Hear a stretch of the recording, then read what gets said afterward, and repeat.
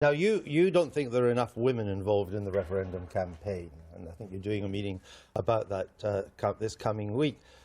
But would it not be fair to say that it's really the Remain side that has the female problem, not the Leave side? The Leave side has got Gisela Stewart, Kate Hoey, Priti Patel, Penny Mordaunt, Andrea Leadsom, Diane James, Sarah Woolston, and so on. It's your side's lacking the women. Well, we're just highlighting, I think all sides lack women always at the top level of politics. Sure. But relatively. Well, it's the Remain that needs to... You know, there's hardly anything between either side. It's, you know... really? Yeah. Could you do a list like that? But prominent in the campaign? The point that one of the things that we're making is that actually being in the EU has helped back up women at work. It is paradoxical and it might seem unlikely, but the EU has been a strong friend of women at work. And these directives that governments always don't like, whichever Labour or Tory don't like the idea of directives from Europe, but they have been backing up part-time workers. No, I understand the case for that. I'm simply looking at the case, as you say, about not enough female voices in the campaign. Do you agree with that? Is it a problem for both sides or just Harriet's side? I would agree with you. I think the Leave women, we've had Penny Mordaunt on broadcast this morning, are pretty loud. Where's Theresa May? She's the single biggest female voice on your side of the fence, and she's almost mute.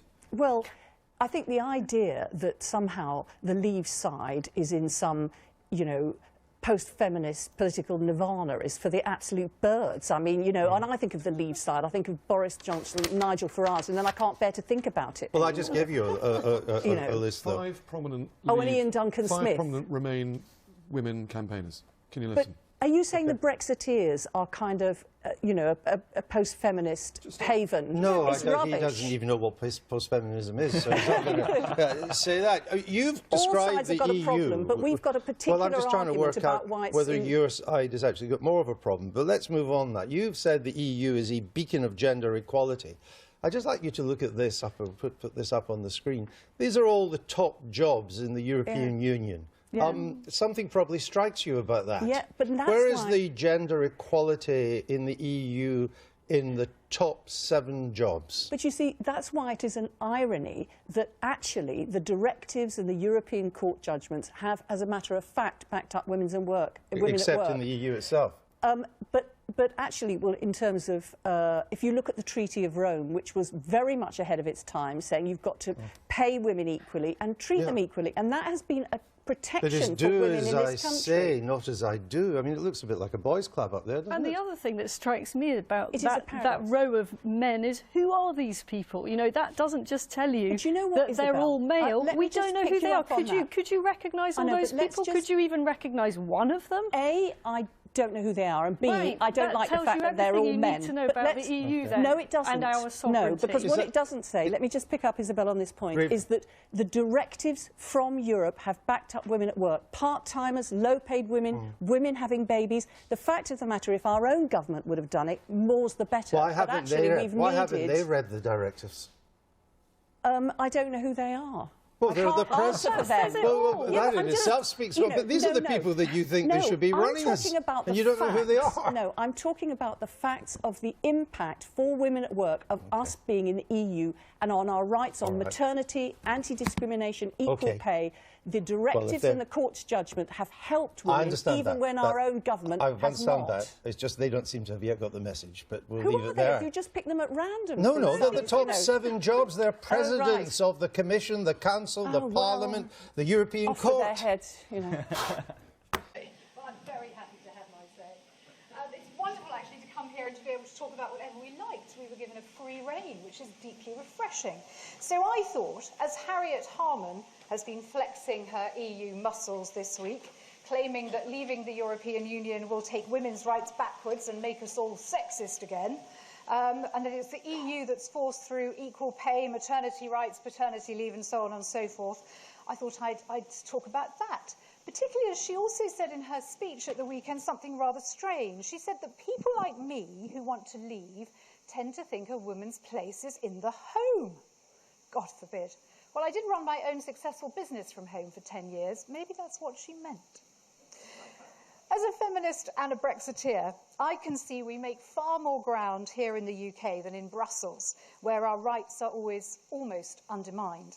So I couldn't let Harriet's nonsense pass, and this is why I'm going to take this opportunity to rebuff her claims, which, in all honesty, you know, I don't really think she believes herself. Why? Because Harriet's speech was completely contradictory to one she delivered in September last year at the Labour National Women's Conference. I'll quote her. "Let's never lose sight of the massive, groundbreaking progress the Labour government made for women on maternity pay, on maternity leave, on childcare, on domestic violence, for women pensioners, on the Equality Act," she said. But now, just 8 months later, she's saying these rights have actually come from the European Union. So which is it, Harriet? Labour's strong record fighting for equality, or is the EU doing all the hard work for you? It can't be both. So let's have a look at the facts. After 187 women sewing machinists at Ford Dagenham in East London went on strike in their quest for equal pay, our first female Minister of State, Barbara Castle, yes, a Labour Member of Parliament, took up their cause. This led to the first Equal Pay Act, so a Labour triumph without doubt. It can't have had anything to do with the EU because it was signed in 1970, 3 years before we joined. By that time, we'd already passed the Abortion Act and the Divorce Reform Act too. The contraceptive pill was free on the NHS 11 years before we joined. Then, soon after joining up to what was then the EEC, we passed the Sex Discrimination Act, the Employment Protection Act, the Domestic Violence Act, and Britain elected the Conservative Member of Parliament, Margaret Thatcher, to be Britain's first female Prime Minister, again, without any help or input from the EU. In 1985, we made female genital mutilation illegal. And you know what? Brussels didn't manage to do that until 27 years later. Like anything else, Brussels was lagging behind the UK. As for maternity rights, well, when the Remain campaign tells us our maternity rights are in peril, it's pretty easy to blow apart that particular scare story. The EU says employers must give pregnant women 14 weeks uninterrupted maternity leave at a rate at least equivalent to sick pay. Tell a British mum to be that, and she'd be running off to the employment tribunals straight away. UK mums are entitled to a whole year's maternity leave, 39 weeks of which must be paid, and at a level considerably higher than sick pay. The work of British women, trade unions and politicians has given us maternity rights far better than any the EU is even prepared to debate, let alone legislate for. And I think really Harriet Harman is doing Britain a disservice when she ignores this historical reality, when she not only allows, but indeed encourages the European Union to claim credit for hard-fought battles won here in Britain. We're not going to lose our rights if we leave the EU, because the EU was never responsible for introducing them in the first place. The truth is, you really can't trust the EU when it comes to equality. Why? Let's look at the EU institutions. They're a shining example of how not to do gender equality. Their record is dismal. Last year, the Better Off Out campaign investigated sexism within them and uncovered shocking statistics. On average, women employees in EU institutions earn nearly £13,000 a year less than men. The gender pay gap is particularly extreme within the European Central Bank, where men easily outnumber women across all jobs and where female managers earn a monthly average of nearly £8,000 less than their male counterparts. And the higher the pay, they found, the greater the ratio of men to women too. So in other words, the men are likely to get the higher paid jobs. How did the ECB excuse this outrage? Well, we had a larger proportion of men in managerial positions when we started up, so it's the impact of career progression. So what they're actually saying is that they've made no effort in 15 years to rectify the gender imbalance amongst their employees or even balance pay for the sexes. It's not the kind of attitude I want to see from those in charge of equality legislation. Now, Harriet would probably say, well, I think I trust the EU more than I do Nigel Farage or Tory ministers. In fact, she did say that. Well, aside from it being a bit of a childish soundbite, let's play the ball here, shall we, not the man. Then I think she needs to look at those who do make equality laws in Brussels. Who is on the Commission and the Council? Well, ministers from Lithuania, where not only is rape in marriage legal, but husbands are specifically exempted from prosecution. ministers from Bulgaria, where rape cases are only prosecuted if the rape victim fights back against their attackers. If they can't, or perhaps feel the circumstances mean they shouldn't, they lose the protection of the law. Future EU lawmakers will include representatives from the 5 accession countries David Cameron is keen to see join. Albania, same backwards attitude to rape as Lithuania. Serbia, where 55% of the population doesn't believe men and women are equal. And Turkey, ruled by a man who's stripping freedoms from his country at an alarming rate of knots. A man who's called birth control treason, a man who's dismissed even the principle of gender equality. Assuming the EU expands as planned, within 15 years, a large percentage of the EU population and the vote in the EU institutions will consist of people originating from countries where opposition to women's rights is the norm, and indeed gay rights too. In fact, homosexuality is still illegal in 7 EU nations. And let's not forget that the EU can reverse directives and legislation as well as progress it. Look at how the EU Parliament, the Commission and the Council might look in 10 years' time. Can we really be sure our rights will be safe?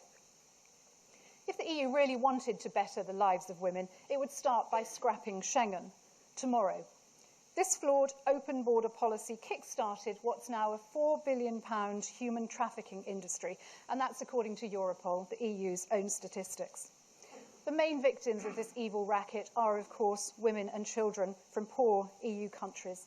And in fact, the International Organization for Migration says it's now easier to traffic humans than it is drugs or stolen cars, precisely because most victims hold an EU passport. And the impact in this country on maternity services. Last year, 575 pregnant women turned up to give birth at their chosen maternity unit, only to be told, "We're full." The best-selling novelist Alison Pearson has summed it up like this. When the Remain campaign mentions the economic benefits of EU migrant workers, I think of another kind of labour. I think of frightened women left on their own because there aren't enough midwives. I think of pregnant women with a rapidly dilating cervix sent 35 miles in search for a safer place to give birth. Brexit will put you, me, and all of us in ultimate control. We're voters. We can lobby our government. We can vote them out and we can vote them in, if they're good or bad, but we have the power. The most powerful weapon we have at our disposal in the fight for our rights is the ballot box, and that's what we must protect. A vote to leave will keep women in the driving seat and the powerful under our democratic control. A vote to leave is the safe choice, not just for women, but for us all.